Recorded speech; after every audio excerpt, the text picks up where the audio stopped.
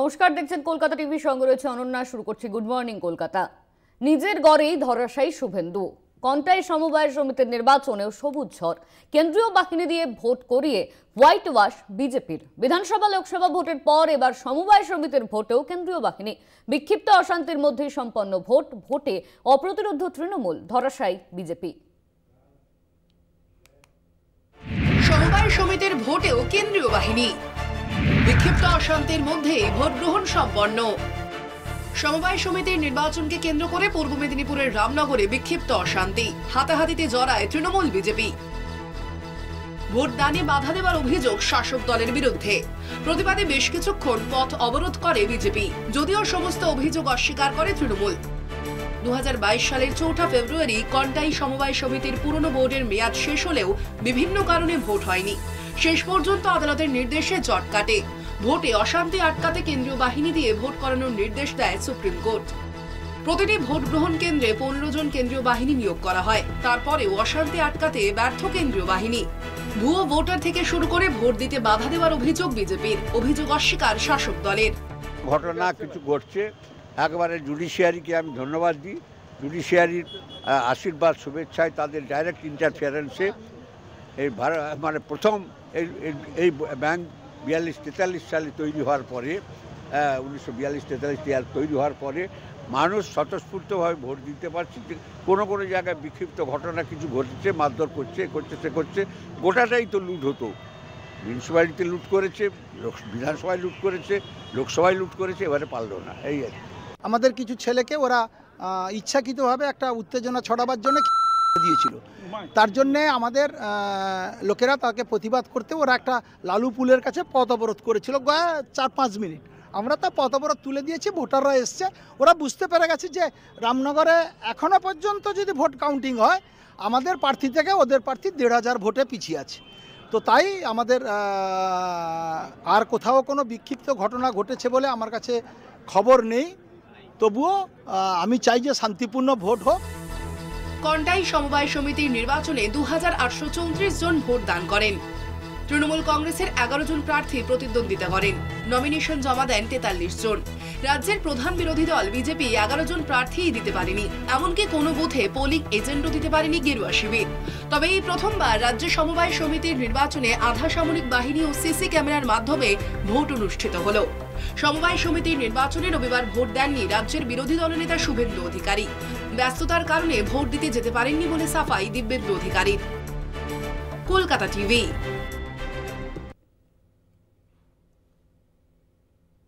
গলফগ্রিন কাণ্ডে ঘটনাস্থলের হদিশ পেল পুলিশ। অভিযুক্তকে সঙ্গে নিয়ে ঘটনাস্থল চিহ্নিত করা হয়। ঘটনাস্থল থেকে অস্ত্র ও ফোন উদ্ধার।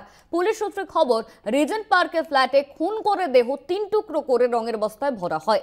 খুনের কথা কবুল অভিযুক্তের। 27 ডিসেম্বর পর্যন্ত পুলিশ হেফাজতে অভিযুক্ত। গলফগ্রিনে কাটা মুন্ডু কাণ্ডে পরতে পরতে রহস্য। ইতিমধ্যেই খুনের কথা কবুল করেছে অভিযুক্ত আতিউল লস্কর। এই ঘটনার নেপথ্যেও প্রেম। শালিকা প্রেমের ডাকে সাড়া না দেওয়ায় খুন। দেহ 3 টুকরো করে ফেলা হয়েছিল ব্যাটে। ঘটনার নৃশংসতা চমকে দেওয়ার মতো। কিভাবে খুন, কোথায় খুন, খুনের ঘটনা পূর্ব পরিকল্পিত। গলফগ্রিন কাণ্ডে ইতিমধ্যেই ঘটনাস্থলের হদিশ পেয়েছে পুলিশ। অভিযুক্ত আতিউরকে নিয়েই ঘটনাস্থল চিহ্নিত করে পুলিশ। জানা গিয়েছে 12 ডিসেম্বর রিজেন্ট পার্ক থানা এলাকায় ফ্ল্যাটে রঙের কাজ করছিল অভিযুক্ত। অভিযোগ, সেই ফ্ল্যাটেই খাদিজা বিবিকে খুন করা হয়। খুন করে দেহ 3 টুকরো করে রঙের বস্তায় ভরা হয়। বস্তায় ভরে রিজেন্ট পার্ক থানা এলাকার 2 জায়গায় ফেলা হয় দেহ। ঘটনাস্থল থেকে অস্ত্র ও ফোন উদ্ধার পুলিশের। অনুমান, এই অস্ত্র দিয়েই খুন করা হয়। ঘটনার পরেও নিরুত্তাপ ছিল আতিউর। ঘটনার পরের দিন অর্থাৎ 13 ডিসেম্বর রিজেন্ট পার্ক এলাকাতেই কাজ করে বাড়ি ফিরে যায় সে। ফোন নম্বর ট্রেস করে বাড়ি থেকেই অভিযুক্তকে রিজেন্ট পার্ক থানায় তুলে আনে পুলিশ। জেরার মুখে পড়ে খুনের কথা স্বীকার করে অভিযুক্ত। তবে খুনের নেপথ্যে সত্যিই কি সম্পর্কের টানাপোড়েন, নাকি আরও কোনো কারণ রয়েছে, খতিয়ে দেখছে পুলিশ। কলকাতা টিভি।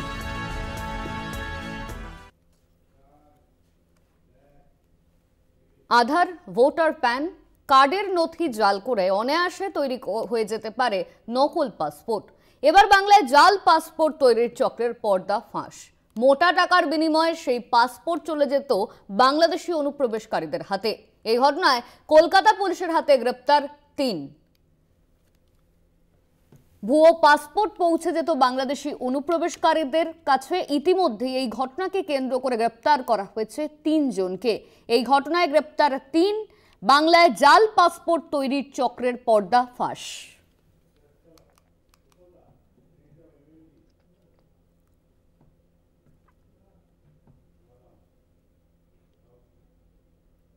নিজের মাথার উপর পাকা ছাদ নেই, বাংলা আবাসের তালিকায় নাম উঠেছিল। আবাসের তালিকা থেকে নিজের নাম কাটিয়ে দৃষ্টান্ত গড়লেন গাজল পঞ্চায়েত সমিতির সহসভানেত্রী শিখা মণ্ডল। আবাস যোজনার ঘর নিয়ে দিকে দিকে অশান্তি, কখনো কাটমানির তীরে বিদ্ধ শাসক, আবার কখনো আবাসের তালিকায় তৃণমূল নেতা নেত্রী সহ আত্মীয় স্বজনের নাম। রাজ্য জুড়ে যখন প্রতিদিন এই ছবি দেখা যাচ্ছে, তখন ব্যতিক্রম মালদার গাজল পঞ্চায়েত সমিতির সহকারী সভানেত্রী শিখা মণ্ডল। নিজে বাস করেন টিনের বাড়িতে, কিন্তু তিনি জনপ্রতিনিধি। তিনি মনে করেন তার চেয়েও বহু দরিদ্র মানুষ তার এলাকায় বসবাস করেন, তাই আবাসের তালিকায় নাম থাকলেও বাড়ি ফিরিয়ে দিলেন তিনি। ব্লক সমষ্টি উন্নয়ন আধিকারিককে লিখিত আবেদন জানালেন যাতে সেই ঘর কোনো গরিব মানুষ পায়। এখানে তো আমি তো একজন সহসভাপতি পঞ্চায়েত সমিতির গাজল ব্লক সহসভাপতি পদে আছি আমি।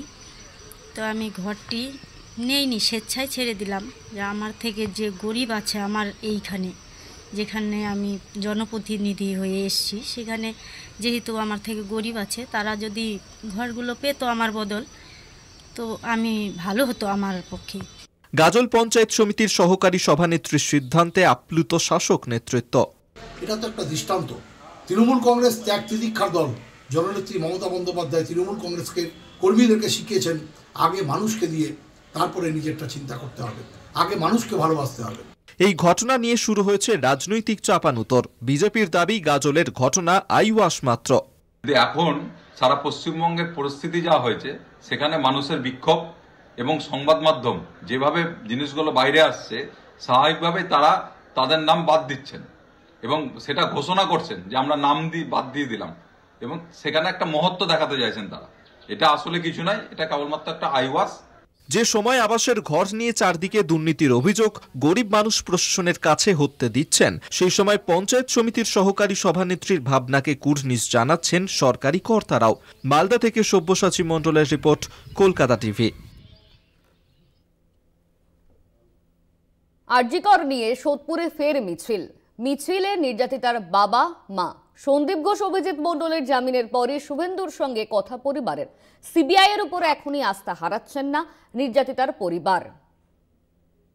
পাশাপাশি বৃন্দা গ্রোভারকে নিয়ে ক্ষোভ প্রকাশ নির্যাতিতার তরুণীর বাবার। নির্যাতিতার তরুণীর বাবা ক্ষোভ প্রকাশ করেছেন বৃন্দা গ্রোভারকে নিয়ে।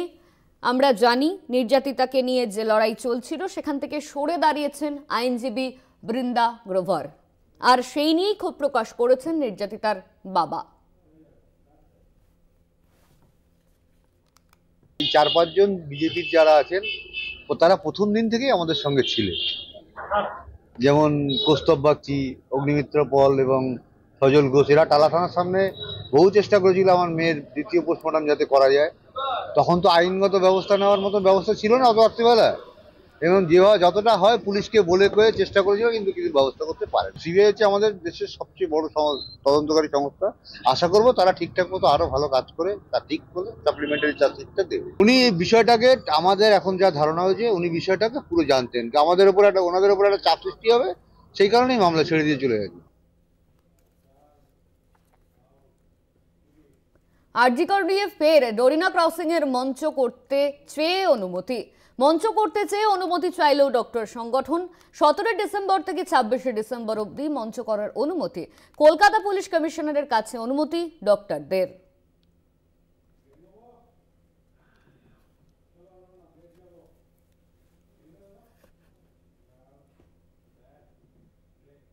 গুড মর্নিং কলকাতা, এখন সময় একটা বিরতির। ফিরছি বিরতির পর, সঙ্গে থাকুন। পুরুলিয়ার দেবেন মাহাতো মেডিকেল কলেজ হাসপাতালে মাতৃযান অ্যাম্বুলেন্সে 2 জন, ইতিমধ্যেই এই খবর সামনে এসেছে। 2 জন করে মা ও সদ্যজাতকে নিয়ে যাওয়ার অভিযোগ। অ্যাম্বুলেন্সের বিল বকেয়া থাকার কারণেই পরিষেবা সমস্যা হচ্ছে বলে জানান চালক থেকে মালিক।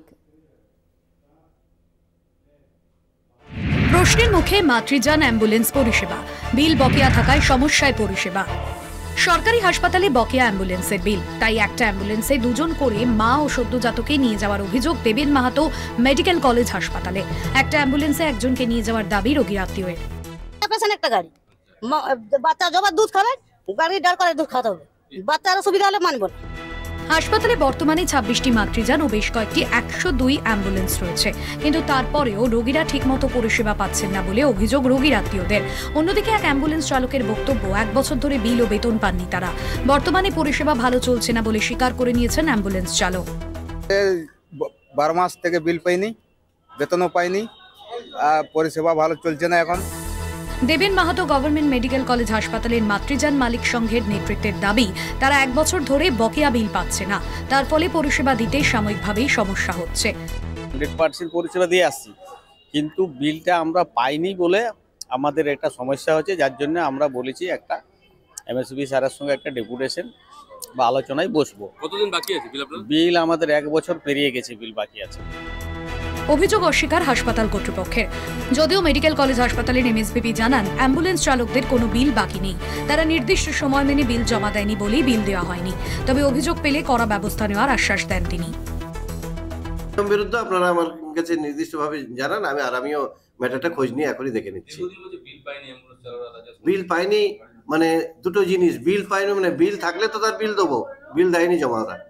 ওরা যতটা পিরিয়ড পর্যন্ত বিল জমা দিয়েছিল, বিল যতটা পর্যন্ত দিয়েছে ততটা ক্লিয়ার করা হচ্ছে। তারপরে বিল ওরা দেয়নি, ওরা পায়নি, ওরা বিল যাতে দেয় তার জন্য আমি রিমাইন্ডারের পর রিমাইন্ডার চিঠি দিয়ে যাচ্ছি, ওরা কিন্তু কোনো বিল দেয়নি। পুরুলিয়া মেডিকেল কলেজ হাসপাতালের অ্যাম্বুলেন্স পরিষেবা এখন প্রশ্নের মুখে। পর্যাপ্ত পরিমাণে মাতৃযান পাচ্ছেন না শিশু এবং মায়েরা, এমনকি এক একটি অ্যাম্বুলেন্সে প্রায় 2 জন করে শিশু এবং মায়েদের নিয়ে যাওয়া হচ্ছে বলে অভিযোগ করছেন তারা। অন্যদিকে অ্যাম্বুলেন্স সংগঠনের দাবি, তাদের বকেয়া বিল বাকি থাকার কারণে তারা ঠিকমতো পরিষেবা দিতে পারছেন না। যদিও হাসপাতাল কর্তৃপক্ষ জানিয়েছে তাদের কোনো বকেয়া বিল বাকি নেই। এই দুয়ের মাঝে যাতাকলে পড়েছেন সাধারণ রোগী এবং রোগীর পরিজনেরা। তারা চাইছেন এই হাসপাতালে উন্নত পরিমাণের পরিষেবা দেওয়া হোক। পুরুলিয়া থেকে শওকত আলী, কলকাতা টিভি। ইংরেজরা বসিয়েছিল গ্রাম, বর্তমান প্রতিরক্ষা মন্ত্রক দিল উচ্ছেদের নোটিশ। ঘুম উড়েছে 300 পরিবারের। 80 বছর পর কেন ঘুম ভাঙল কেন্দ্রের, প্রশ্ন তুলছে গ্রামবাসীরা। শালবনীর কমলা গ্রামের বাসিন্দাদের পাশে থাকার বার্তা তৃণমূলের। পশ্চিম মেদিনীপুরের শালবনী থানার অন্তর্গত কমলা গ্রাম ইংরেজদের আমলে গড়ে ওঠা বসতি আজ পরিণত হয়েছে আস্ত একটা গ্রামে। সেখানে শত শত মানুষের বাস, কিন্তু আচমকায় প্রতিরক্ষা মন্ত্রকের চিঠি পেয়ে তাদের মাথায় বাজ পড়ে। চিঠিতে উল্লেখ ওই জমি তাদের, তাই এলাকা খালি করে দিতে হবে।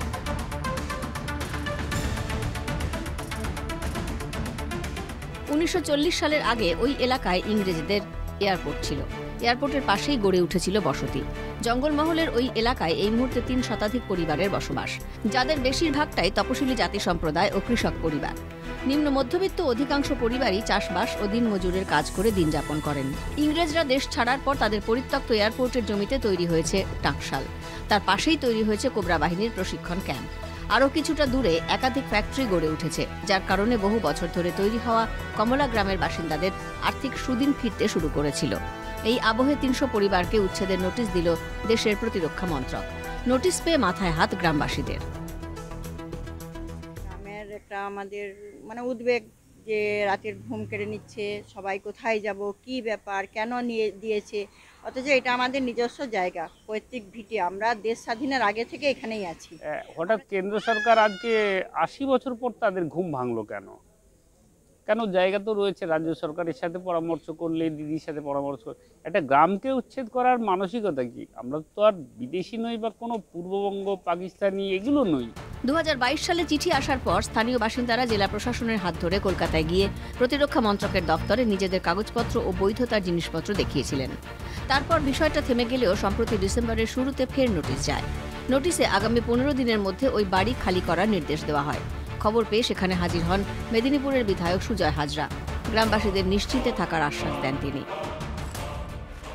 কেন্দ্রীয় সরকারকে এই ধরনের কোনো কাজ করতে গেলে সরকারকে সেই রাজ্যের সরকারকে জানাতে হবে, সেই সরকারের হাইয়েস্ট অথরিটি হিসাবে জেলার ডিস্ট্রিক্ট ম্যাজিস্ট্রেটকে জানাতে হবে। তা না করে যেভাবে গ্রামে একটা আতঙ্কের পরিবেশ তৈরি করে হঠাৎ করে চিঠি ইস্যু করে উচ্ছেদের নোটিশ দেওয়া হলো, এটা এই চিন্তাভাবনাটা অত্যন্ত ভয়ঙ্কর এবং নিন্দনীয়। এখান থেকে একটা লোকের বাড়িও উচ্ছেদ হবে না, পুনর্বাসনেরও কোনো প্রশ্ন নেই। 4 পুরুষ ধরে আপনারা আছেন, পশ্চিমবঙ্গ সরকারের মাননীয় মুখ্যমন্ত্রী আপনাদের পাশে আছে, আমরা আছি, এই লড়াইটা আমরা লড়ব। ঘর বাড়ি ছেড়ে কোথায় যাবেন, কোথায় থাকবেন, এই ভেবেই চিন্তায় ঘুম উড়েছে এলাকাবাসীর। প্রশাসনের সাহায্য প্রার্থনা গ্রামবাসীদের। শালবনী থেকে প্রসূন মুখোপাধ্যায়ের রিপোর্ট, কলকাতা টিভি।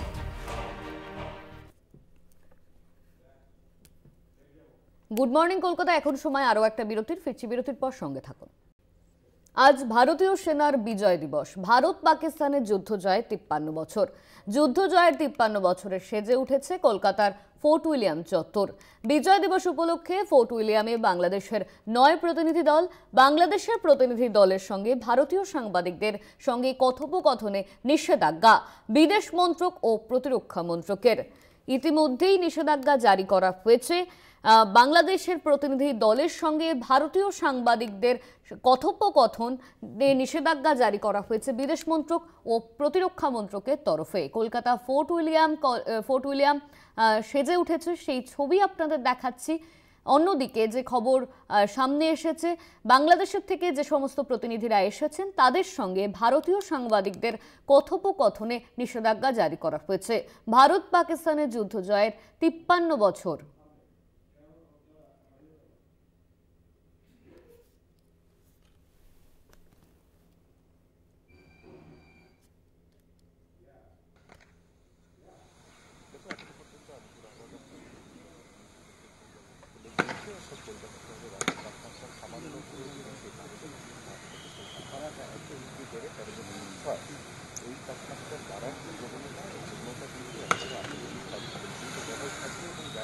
এই নিয়ে আমরা বিস্তারিত জানবো। আমাদের সঙ্গে ফোন লাইনে রয়েছেন আমাদের প্রতিনিধি রিয়া মাঝি। রিয়া, একদিকে যেমন ফোর্ট উইলিয়াম সেজে উঠেছে, অন্যদিকে বাংলাদেশ থেকে যে সমস্ত প্রতিনিধি দল এসেছে তাদের সঙ্গে ভারতীয় সাংবাদিকদের কথোপকথনে নিষেধাজ্ঞা জারি করা হয়েছে। একদমই দেখো তোমাকে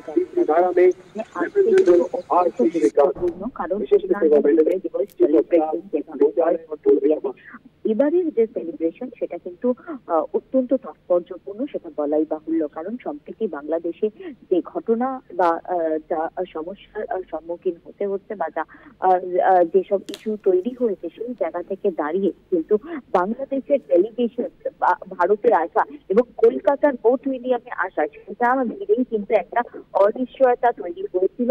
এটা মিনিস্ট্রি অফ ডিফেন্স তারা প্রথমে দোনোমনো করেছিল যে আদেও বাংলাদেশের ডেলিগেশন ভারতে বা কলকাতায় আসবে কিনা, সেই নিয়ে একটা অনিশ্চয়তা তৈরি হয়েছিল। এবং তারপরে যেটা দেখা গেল যে ভারত বা কলকাতায় তুমি বলতে পারো যে কলকাতার ফোর্ট উইলিয়ামে যে বিজয় দিবস হয়, যেটা অন্যান্য বারে যেটা দেখা যায় প্রায় 20 জনের ডেলিগেশন টিম আসে, কিন্তু এবারে সেই বিষয়টা কিন্তু চোখে পড়লো না। কারণ যেটা দেখা যাচ্ছে যে এবারে বাংলাদেশ থেকে শুধুমাত্র 9 জনের একটা ডেলিগেশন এসেছে, যেখানে মুক্তিযোদ্ধা থেকে বর্তমান সেনা সদস্য মিলিয়ে বাংলাদেশের টোটাল মাত্র 9 জনের একটা ডেলিগেশন এসেছে। এবং সেই জায়গা থেকে দাঁড়িয়ে এই 9 জন ডেলিগেশনের সঙ্গেও কিন্তু ভারতীয় মিডিয়ার তরফ থেকে কিন্তু তারা কোনো রকম তাদের সঙ্গে ইন্টারাক্ট করতে পারবে না, এই বিষয়টাও কিন্তু নির্দেশিকা জারি করা হয়েছে। ঠিক ইনস্ট্রাকশন রয়েছে সেনার এবং বিদেশ মন্ত্রক এবং প্রতিরক্ষা মন্ত্রকের যে যৌথ নির্দেশিকা, সেই বিষয়টাও কিন্তু স্পষ্ট করেছে এবং সেনার তরফ থেকেও এই নির্দেশিকা জারি করা হয়েছে। ধন্যবাদ তোমায় রিয়া। আমাদের সঙ্গে ফোন লাইনে ছিলেন আমাদের প্রতিনিধি রিয়া মাঝি। আজ ভারতীয় সেনার বিজয় দিবস, ভারত পাকিস্তানের যুদ্ধ জয়ের 53 বছর পূর্তি, আর সেই উপলক্ষে সেজে উঠেছে ফোর্ট উইলিয়াম। সেই ছবি আপনারা দেখতে পাচ্ছেন। ইতিমধ্যেই বিজয় দিবস উপলক্ষে ফোর্ট উইলিয়াম সেজে উঠেছে। বাংলাদেশ থেকে 9 প্রতিনিধি দল ইতিমধ্যেই ভারতে এসেছে। অন্যদিকে একটি নিষেধাজ্ঞা জারি করা হয়েছে, যেখানে বলা হচ্ছে বাংলাদেশের যে 9 জন প্রতিনিধি দল এসেছে তাদের সঙ্গে ভারতীয় সাংবাদিকরা তারা কথোপকথনে যেতে পারবেন না। এই নিয়ে নিষেধাজ্ঞা জারি করা হয়েছে বিদেশ মন্ত্রক ও প্রতিরক্ষা মন্ত্রকের তরফে।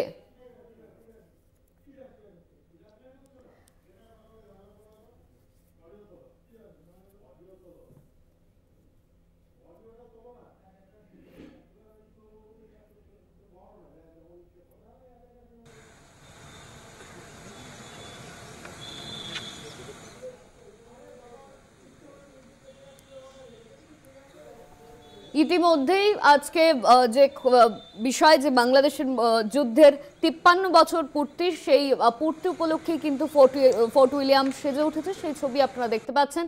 ভারত পাকিস্তানের যুদ্ধ জয় 53 বছর। ভারতের সাংবাদিকদের সঙ্গে কিন্তু বাংলাদেশ থেকে যে সমস্ত প্রতিনিধি দল এসেছে, 9 জনের একটি প্রতিনিধি দল ইতিমধ্যেই এসেছেন। তাদের সঙ্গে কথোপকথনে নিষেধাজ্ঞা জারি করা হয়েছে বিদেশ মন্ত্রক ও প্রতিরক্ষা মন্ত্রকের তরফে। আপনারা ফোর্ট উইলিয়ামের সেই ছবি দেখতে পাচ্ছেন যে ফোর্ট উইলিয়াম সেজে উঠেছে। ভারত পাকিস্তানের যুদ্ধ জয় 53 বছর, সেই 53 বছরের যুদ্ধ জয়ের 53 বছর পূর্তি নিয়ে কিন্তু সেজে উঠেছে কলকাতার ফোর্ট উইলিয়াম। সেই ছবি আপনারা দেখতে পাচ্ছেন।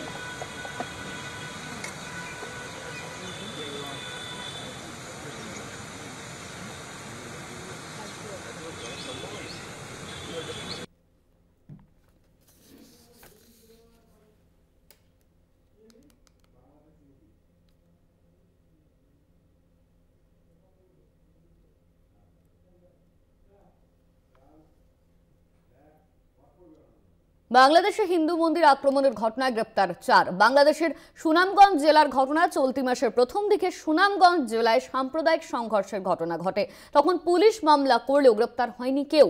ভারতের বিদেশ সচিব বিক্রম মিশ্রির বাংলাদেশ সফরে পরিস্থিতি বদলাতে শুরু করে। সুনামগঞ্জ জেলার লোকনাথ মন্দিরে হামলার ঘটনায় পুলিশ গ্রেপ্তার করল 4 যুবককে। গ্রেপ্তার হওয়া যুবকদের নাম আলেম হোসেন, সুলতান আহমেদ, রাজু, ইমাম হোসেন ও শাহজাহান হোসেন।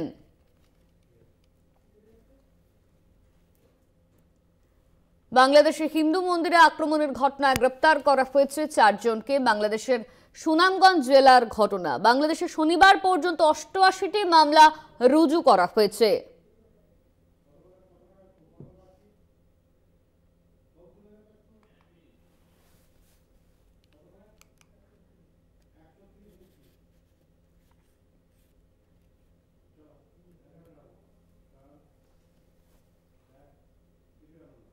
শেখ হাসিনার বিবৃতির পর 24 ঘন্টা কাটার আগেই তাকে কড়া ভাষায় আক্রমণ শানাতে চলেছে বাংলাদেশের অন্তর্বর্তী প্রশাসন।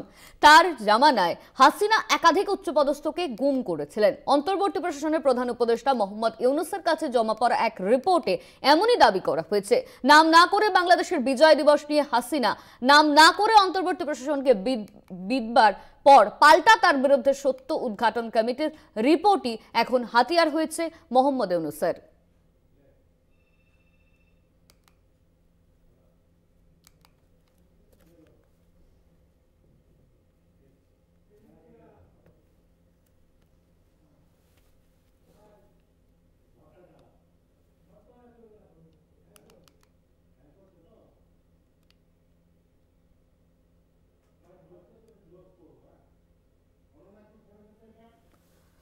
হাসিনার বিরুদ্ধে শতাধিক খুনের অভিযোগ সামনে এসেছে। শেখ হাসিনার বিবৃতির পর 24 ঘন্টা কাটার আগেই তাকে কড়া ভাষায় আক্রমণ শানাতে চলেছে বাংলাদেশের অন্তর্বর্তী প্রশাসন।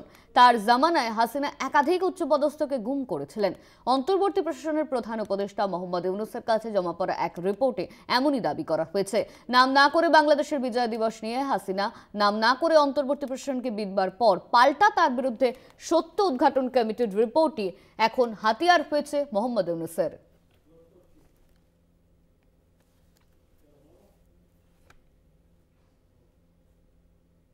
গুড মর্নিং কলকাতা আজ এই পর্যন্তই। দেখতে থাকুন কলকাতা টিভি রাত দিন 7 দিন।